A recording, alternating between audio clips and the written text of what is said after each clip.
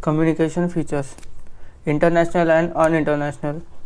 Communication is a dynamic process. Communication is systematic. Communication is both exchange and sharing. There are 4 features of communication which have to be understood by you in order to improve your competence and skills in communication. Let us examine them by one. First, international and uninternational. We do not always convey exactly what we want to. The targeted receiver may receive less or more than what we intended to convey. A casual observer who is not the target audience, unintentional receiver, may receive information or ideas which we did not intended for him or her. Our non-verbal behavior conveys something about us. What we speak or write is accompanied by non-verbal behavior.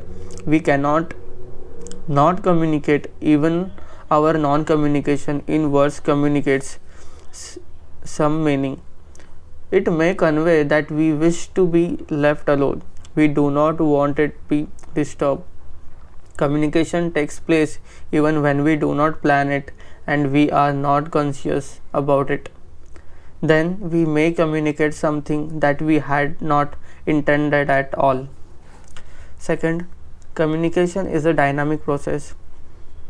A process is ongoing, non-static activity.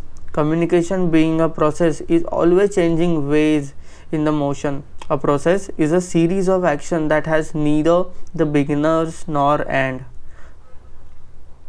The notion of process involves a time dimension, which means that the characteristics, causes and consequences of an act of communication are subject to change while the communication act takes place.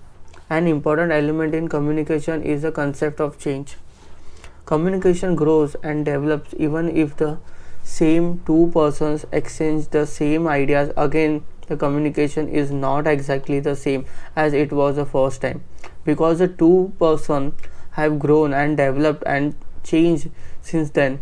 Every time we consciously engage in the act of communication, we bring to it all our previous experience, feelings, thought, attitude which have been formed by previous communication event. Third, communication is systematic. Every concept of the process is affected by every other component.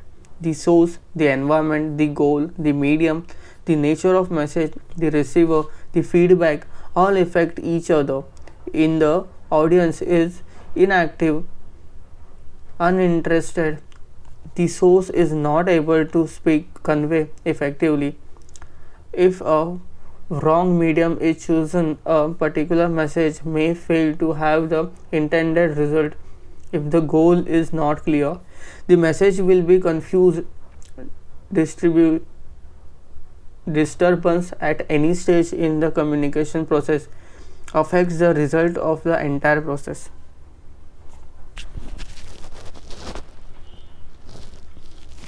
4. Communication is both exchange and sharing. The two participants, the source and the recipient, exchange ideas and information and influence each other during the process of communication. They also come to share and common meaning as a result of the communication. They share as well as exchange thoughts and meanings. Communication thus is a meeting two minds.